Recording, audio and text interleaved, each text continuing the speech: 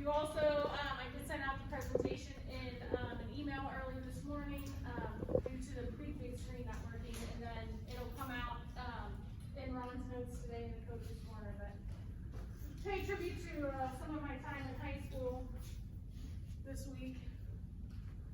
Shows my age a little, but that's all right.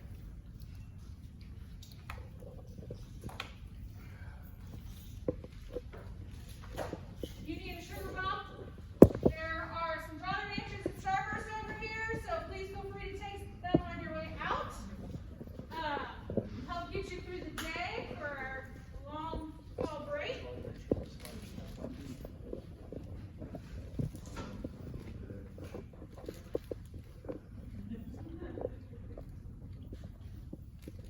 Alright, I want to be respectful of your time, so it's 9:25. Let's go ahead and get started. So we're here today to talk about math, measures of academic progress. That's what I've been sitting in my office for the last 4 weeks, giving to students while they've been sitting at home.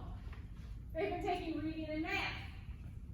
And you might say, well, I'm not a reading or math teacher. You can still use that information to help refine your instruction to help the kids close the gap in their skills. So, next. All right, so I wanted to start off with kind of a light note, be kind of funny.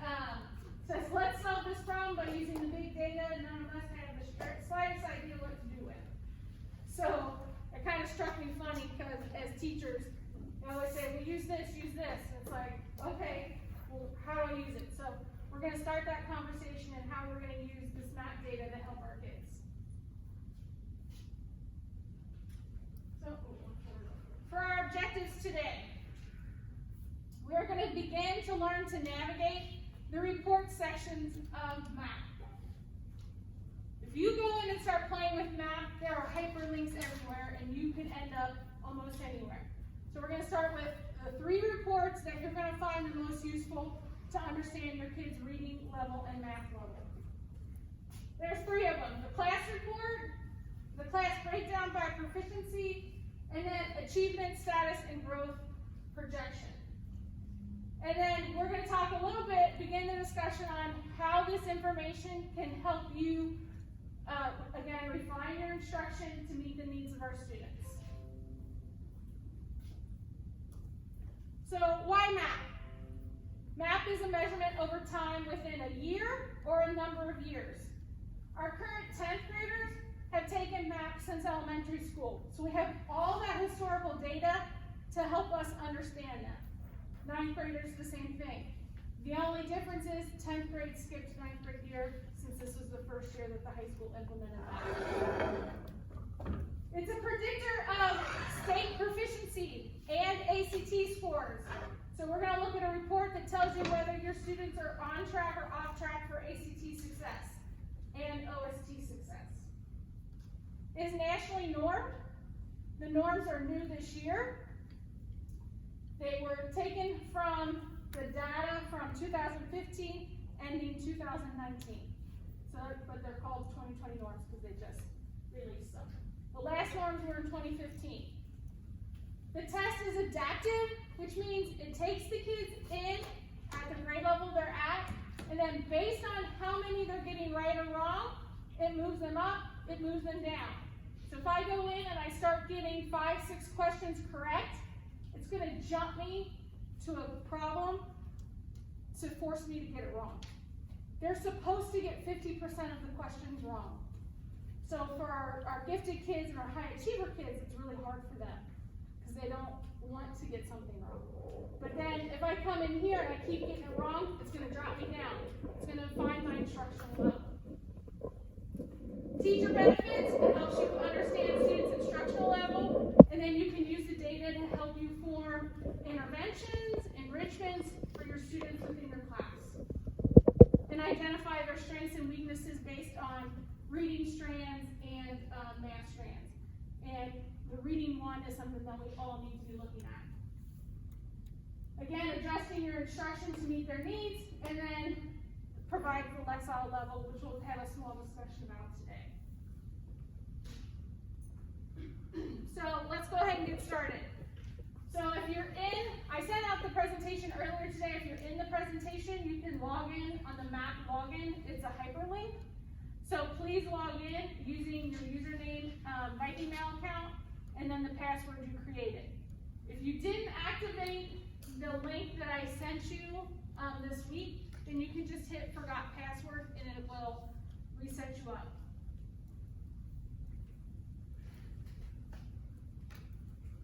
Just for your information, about 48% of the students in 9th grade took both the English and math test, and in the 10th graders, 52% took the English and 54% took the math.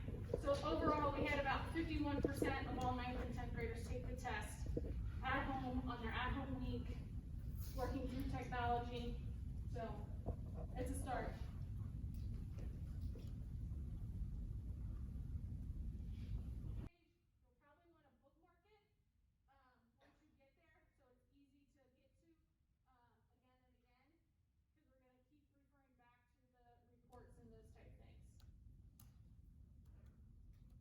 Everybody good with logins?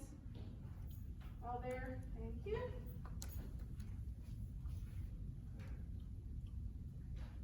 So if you teach any 9th or 10th grader in any of your classes, you will be able to see their scores, even though you might not teach English or math.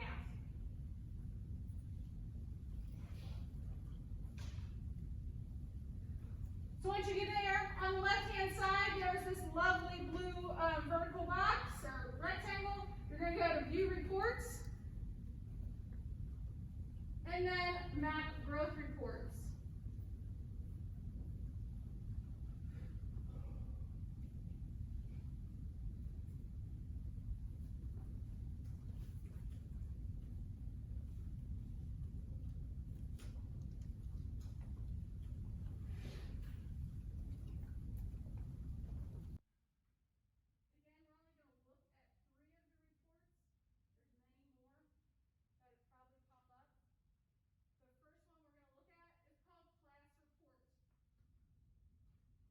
The term should already be pre-selected for you.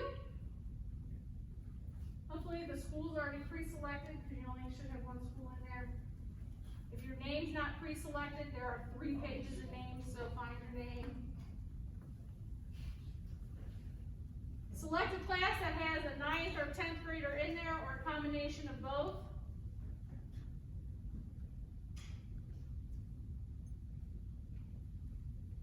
And then you can pick math, K-12, or reading. Either one. We'll look at some reports up here on the screen.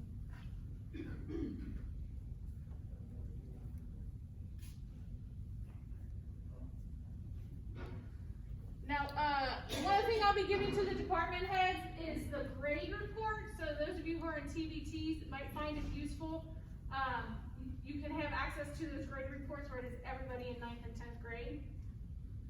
That's not a report that you guys can look at, unfortunately. Reporting option. It gives you the option to report by writ or name. Here's the difference. Name gives it to you in alphabetical order. So you might want to start there. Writ gives you in descending order from lowest to highest. So you'll see about written in a second. So I'm going to pull up the CP Algebra class.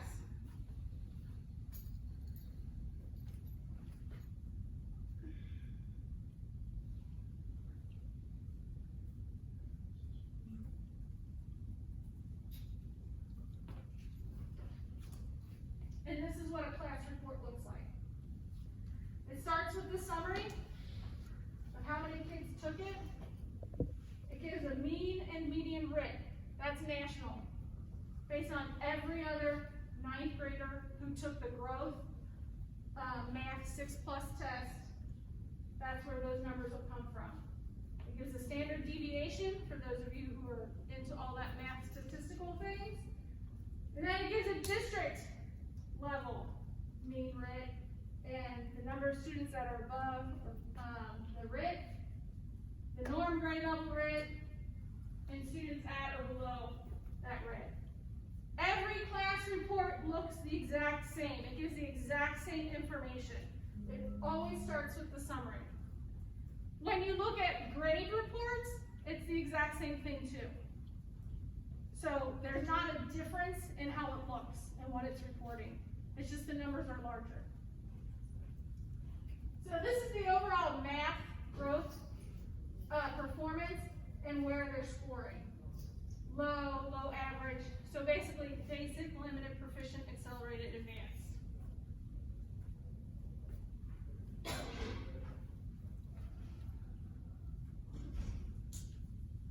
If I scroll up, I get a little bit more specific information on the next page. This page actually gives me a breakdown of the goal area for those kids in math. And the goal areas were statistics and probability, algebraic thinking, real and complex number systems, and geometry. Again, and it gives the breakdown by number and percentage based on the number of kids that took that test for this person, for this teacher. So we have two overviews. This one's more specific. I tend to look at this one. The next page gives you more kid data. And this is the page that you're going to look at to help you target specific students. So in this class, 8 kids took it. Some were 9th graders, some were 10th graders. If you look at the grade, the test date, the RIT score, and how they measure, and then the percentile.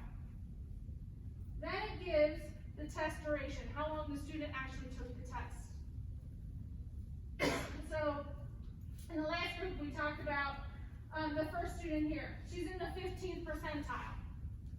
She took 60 minutes on the test, she.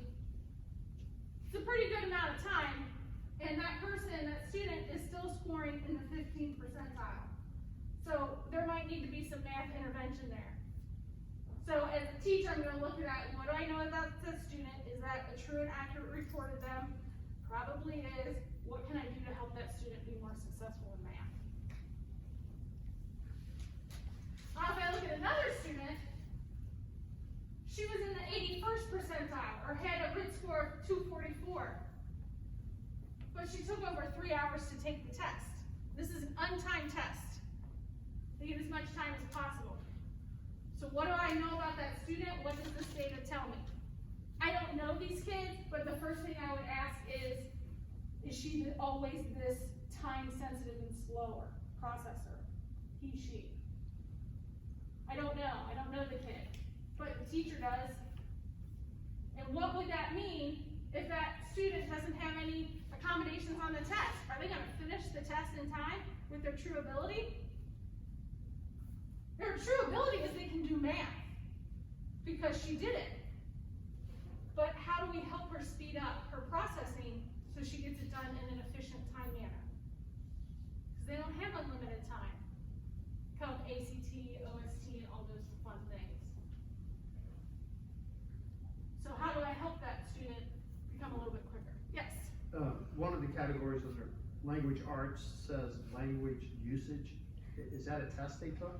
That is not a test they took. They only took math, K-12, and then reading. Reading, it revolves around their acquisition of vocabulary and comprehension.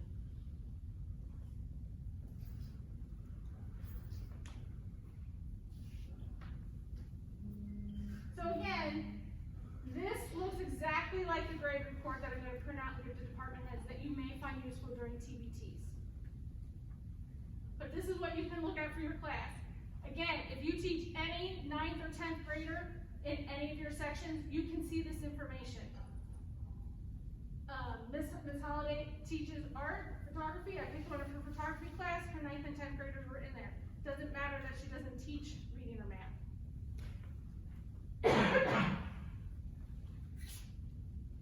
Questions? Hey Julie, Yes.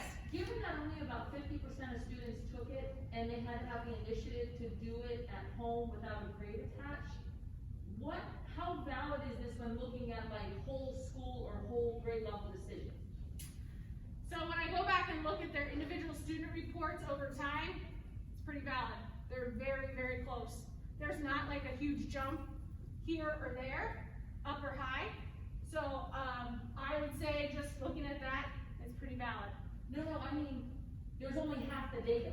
So when we're making decisions about ninth grade, only half the students took it, and the half that took it are the ones who did it at their at-home week without a grade attached. You know what I mean? So like, Yeah. the students that we struggle to get to complete work are like, just running my reports, they're not on my report. So if we're making like, grade level or building level decisions, we may be skewed on the higher end based on who's doing the work and not. So that is something that we can then look at as a grade level, as a department, as a building, and then make, lateral decisions based on the data we do have. Because the individual, it matches up with what I'm seeing, and I think it's great. It's just, I'm concerned that we're missing a huge chunk of data. Right. And I mean, I think they did pretty well doing it on their own. I will say some of them did have tech issues, cause they called me, and if they had a Gen 1 Chromebook, it was not compatible to take the test. So, I called the tech department, there was no way I could fix that, and there's nothing they could do, so. Those 1,700 Chromebooks that are sitting on a boat in the ocean, you know, maybe will make their way here sometime and they can cycle those, I'm not sure. I'm hoping that come January, February, when we gotta retake this again, that we'll be in school. And so we'll have data again to go from.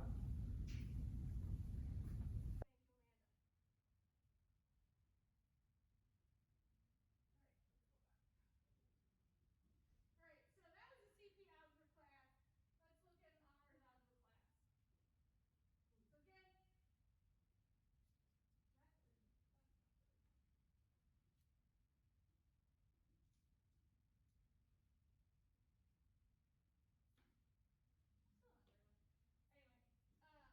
So again, it's the same report. There were 17 or 18 kids that took it, and so some of the boxes are more populated.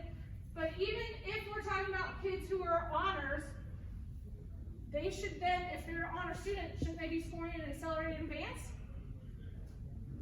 So how do we take them if they're only proficient and move them to accelerated advance, which gives us more points on our report card? So if they're in that class and they're still only hitting proficient, so that's some information for you to say, how do I move them up to the next level?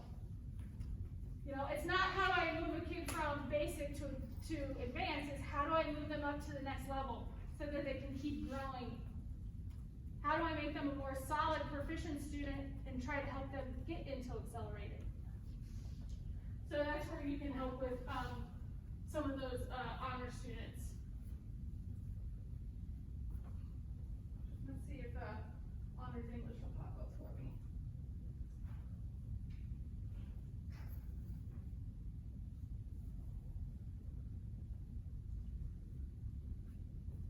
Yeah. Oh no, it's your CP9 class. I don't know what happened to my links. So 6 kids took this one, but the district's grade level writ is on here, and then the norm grade level writ. So her kids are a little bit higher, but then I would go back to the data from OST and make sure they're really hitting the areas they need. So somebody is still having difficulty. They're still scoring in the limited range. Who is that kid? How do I need to help them? What's going on in their life? Is this something I can control and help them with?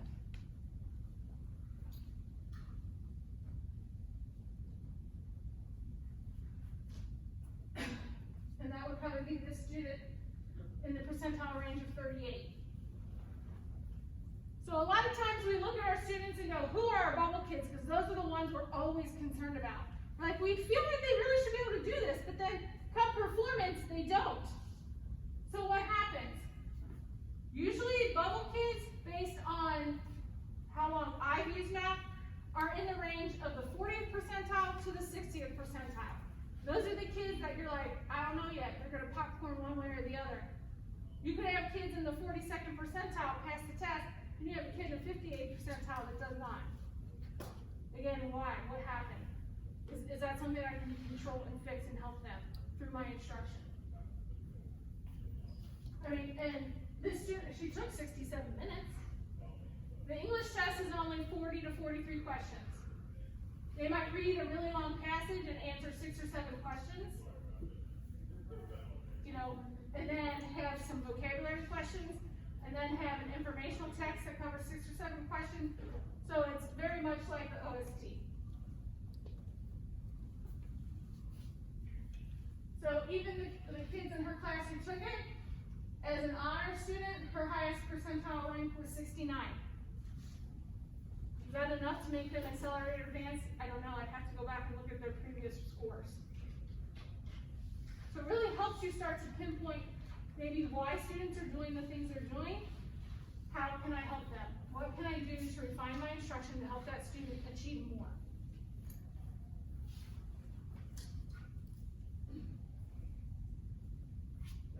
Yes? If you're gonna cover this later, excuse me for cutting you off.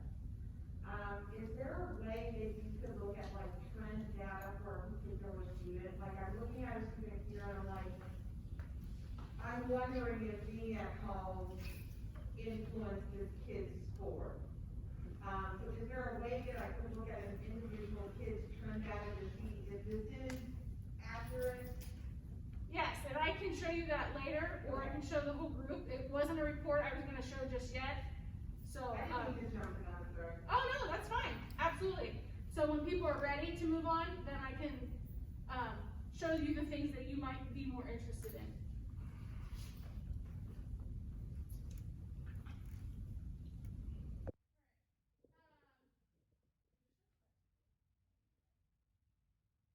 Alright, so Lexile. Why it's important to look at the Lexile level of your students. What is Lexile? What does that mean to you when you hear that word? Normally I would ask you to turn and talk to your neighbor, but can't do that, so what do you think? What is Lexile? What is your understanding of Lexile? Well, it seems like we had that years ago, like we knew that was constant data we had, then it seemed at the high school level to go away. Mm-hmm. So it's good that it's coming back. I guess it goes to the reading level or grade level after reading that. Right. Anybody else want to add to it? What they know? Okay, that's one part, yep. So reading Lexile takes in 3 different points. The level of word difficulty, the comprehension, taxability of your brain, and there's another one, and it just left my brain. When I remember, I'll let you know. So it's not tied to a specific number. It's usually a range. And you don't normally see grade levels attached, though they've tried to attach grade levels of where typical kids should fall. So if I'm teaching 9th grade history and I'm covering something and I want to give a article on something, it says the typical 9th grader should be reading between 1050 and 1260 Lexile level. So what does that mean? If I look at my report, my class report, and I don't have any kids in 9th grade that can read that level, if I pull an article that's at 1100 Lexile, what does that mean? What am I going to do? Is that lesson going to be successful? Probably not. I probably need to pull Lexile levels that are lower on the same concept so that they can learn the skill. Because once you get the skill, the level of difficulty of reading doesn't matter. That skill stays with me. Make sense? So as I move up in reading ability, my ability to identify main idea doesn't change.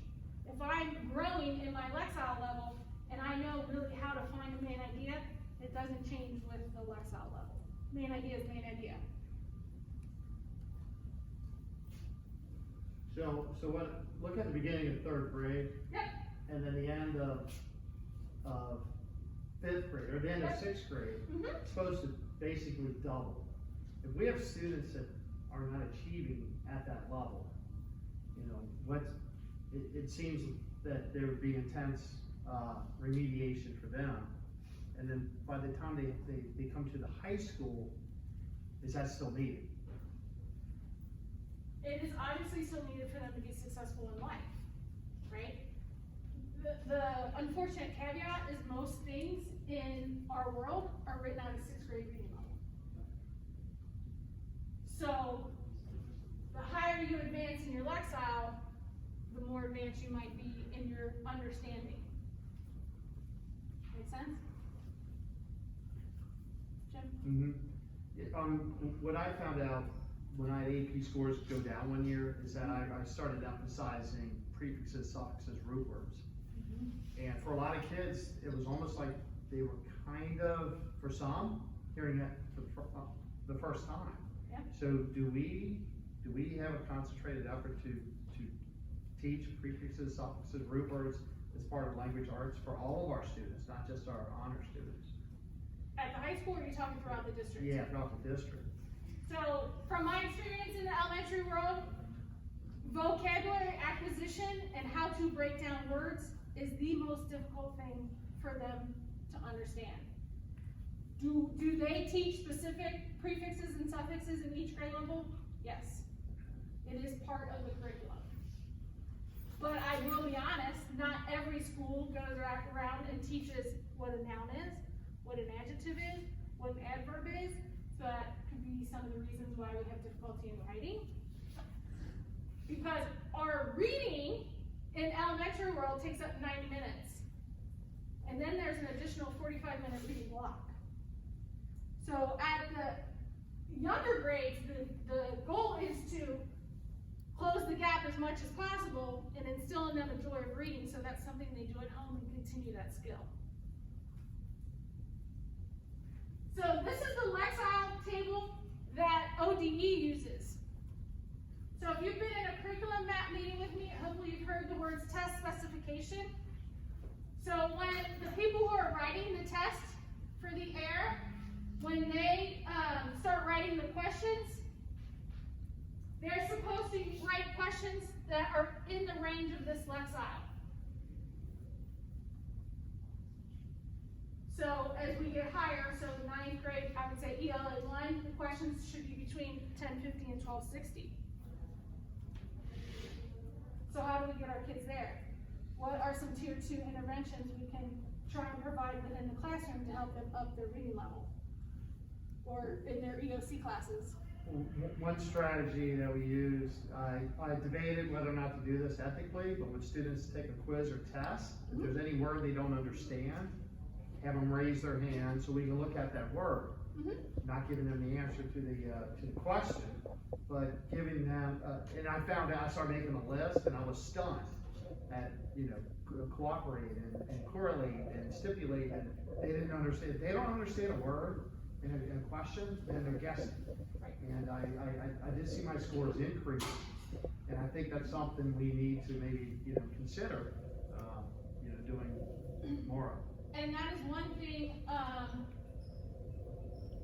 in the future that the district wants to look at is vocabulary. What constitutes a tier 1 word, a tier 2, and a tier 3? Because they're usually pretty good at tier 1 words, which are very basic. Tier 3 tends to be your more content specific.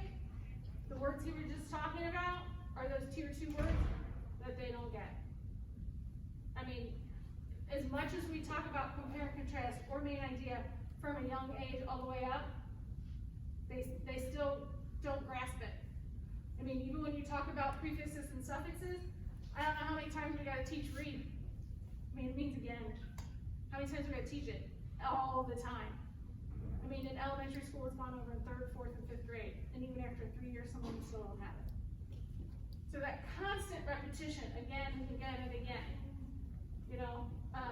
so you made a list of words, you said? What did you do with that list? Did you hang them up in your room? Well, I got a word wall, for that's content specific.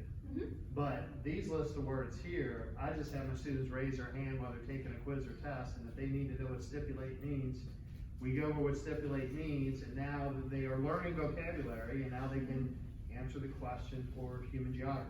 Right. So, but this is part of the beauty of now implementing standards-based grading now too. Because this gives them the opportunity to learn and grow and retake and redo, right?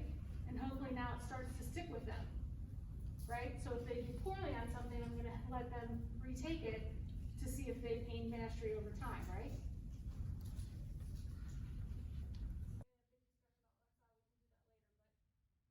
You do need to understand that when people are writing these tests, this is in their test specifications, these are the levels they're writing the questions to. Make sense? Alright. Alright, let's go on to our next report. So if you go back out to reports, it's called Class Breakdown by Proficiency. In my view, I'm sorry, it sits from the top. Yours is not. It might be fourth from the top.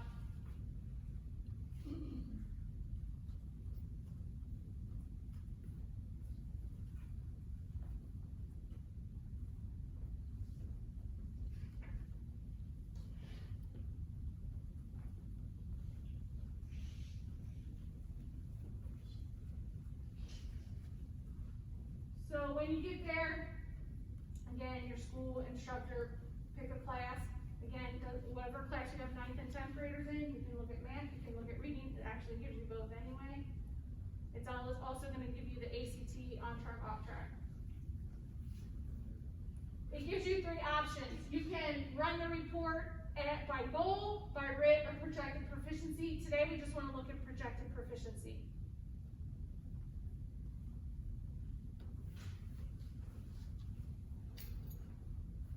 Oh, goodness gracious, why is this not working?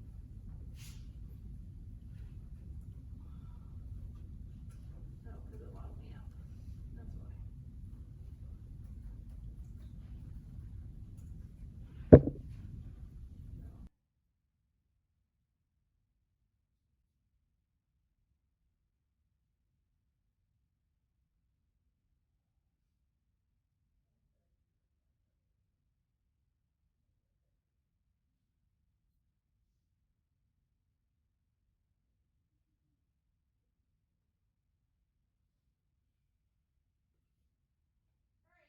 Alright, so the first one that comes up is the ACT readiness.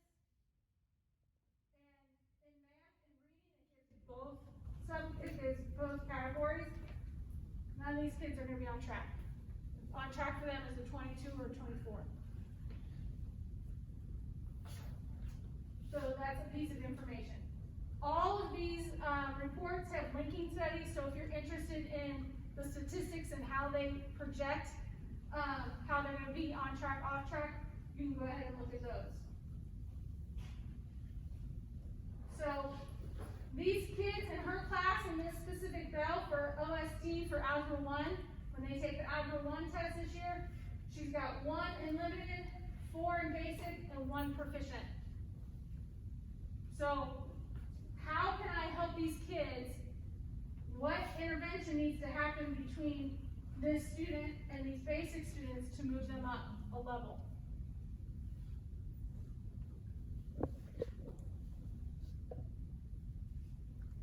So what can I do? What can I provide them in my overall instruction and maybe in a tier 2 setting to help improve them? If we work as a team and look at the 9th graders and say, how can I move the 9th grader from limited to basic, and then the next year from basic to proficient? It's extremely hard to move them from limited to proficient. Doesn't mean it's impossible, but it's hard. But it's about making baby steps that lead to giant leaps later on and improvements. So none of these students are past proficient, so you won't see accelerated advance. If you have kids that'll be in those categories, all 5 categories will show up. But here's the neat thing, it shows a breakdown for them in reading as well. How they're going to score on the ELA test in this class. So I believe this kid was basic or proficient in reading in math, but he's not reading. What do I know about him or her? What's the difference? Is it because on the OST they get the math read to them? All they have to do is hit the ear and it reads them the question? I don't know. this is one piece of data for you to use to look at your kids to refine your instruction. Any questions about this one? Now it takes the same group of kids and looks at them if they were to take the ELA 2 test. Even if they're 9th or 10th graders, it won't differentiate whether they're 9th or 10th. So that one kid that was proficient in ELA 1, or those two, when they take the ELA 2 test, they're now basic. Oh no, they're still proficient. I'm sorry, I read that wrong. There's another report where you'll see that that happens. So really looking at those kids who are borderline, making sure they stay in their category or move up within their category. Questions, comments?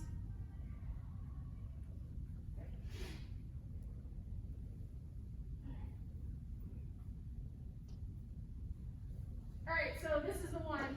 So this group of students, when I look at their ELA 1 versus their ELA 2, some of the kids that were borderline, that were in basic, a couple of them moved down to limited if they were to take the ELA 2 test.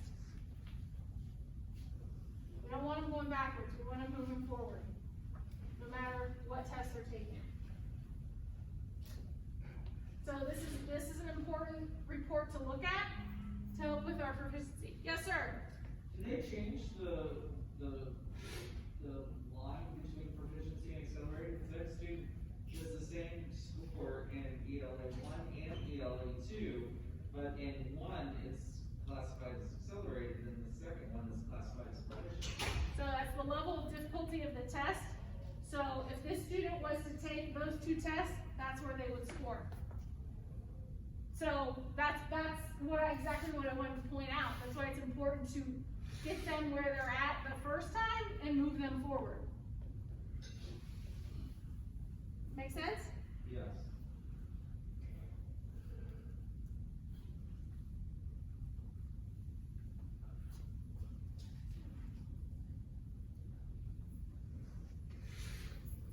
Do we know how these numbers are? All right, the next one we want to look at is achievement status and growth projection in your reports.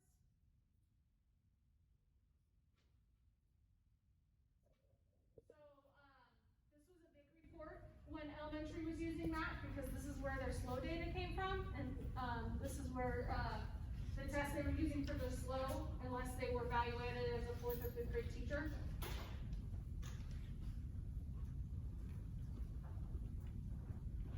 Again, any 9th or 10th grade student you have in any of your classes, you can see.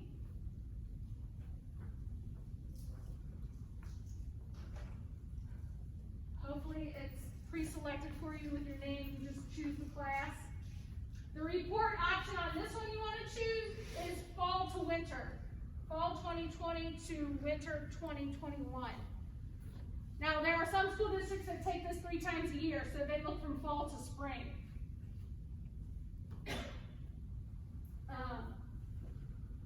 We're only taking it twice. Next time, not till the end of January, beginning of February.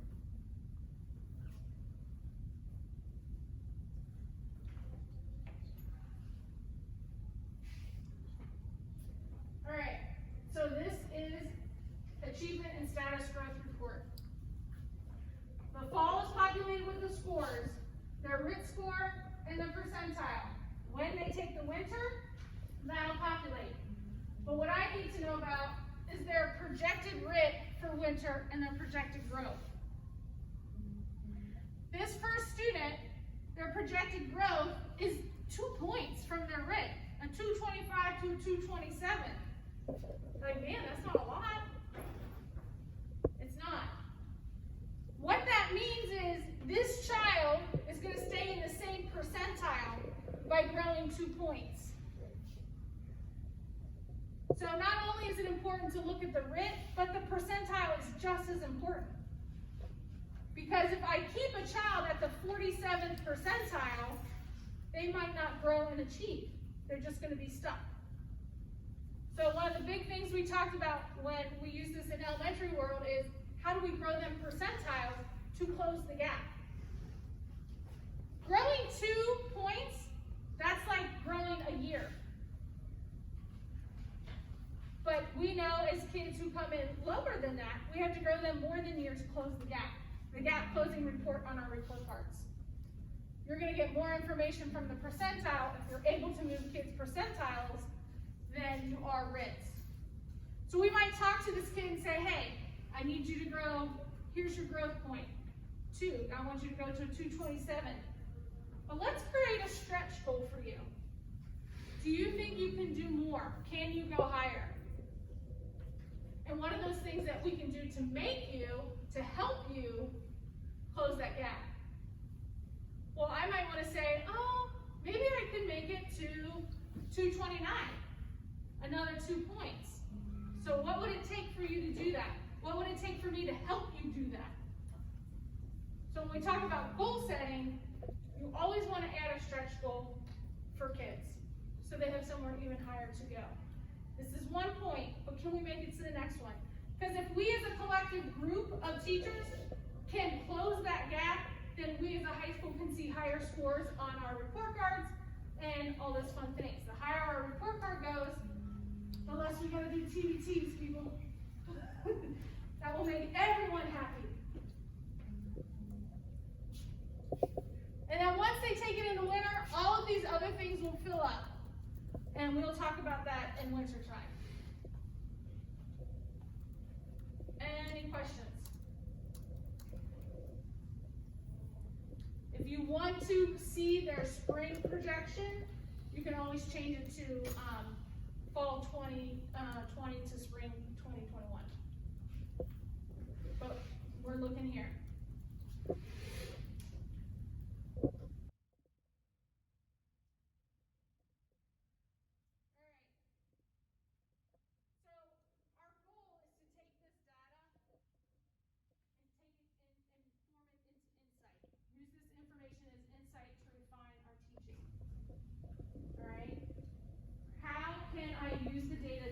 With my kids. Why is Lexile important to me? What could I do with that? These are all questions you should be asking yourself, asking your team. What is it you want to see? What is it you want to do with it? Okay? Can I set goals with my kids? There's a goal setting sheet that you can go in and play with. Well, we didn't go over it. Student profiles, we didn't go over it. But even though we all are writing teachers, because we do writing across the curriculum, that's why the Lexile is important, because we're all reading teachers. We all teach them to read something, to read our content. Them being able to read our content should go across the board. That ability should be able to go from class to class. If I can read musical notes, how do I take that information of how I read musical notes and transform that into reading historical documents?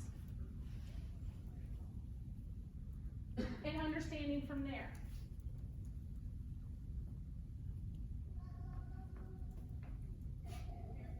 Any other questions?